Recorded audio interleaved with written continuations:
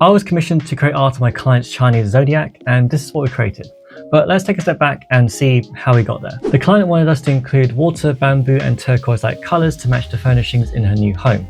Plus, she also gave me a lot of freedom to do what I thought was best. So for the concept, I had this idea of a tiger diving in or jumping across a body of water, with water splashing around, surrounded by bamboo, a night sky and a Chinese character for tiger glowing in the background. I created a set of poses for the tiger, trying to balance strength and elegance, as well as putting together a composition where we used bamboo to frame the subject, where they had one paw down into the water disrupting it and causing ripples, as well as a mood board to give us an idea of how we can use colours to create a serene atmosphere. For colours, we used the mood board as reference to make sure we captured these blues and greens, and after all the shading, lighting and textures, that's how we got this. An art piece that captures the qualities of this Chinese Zodiac, conveying its compassion, empathy and sense of adventure, as well as use of colours in this, making it look incredibly serene.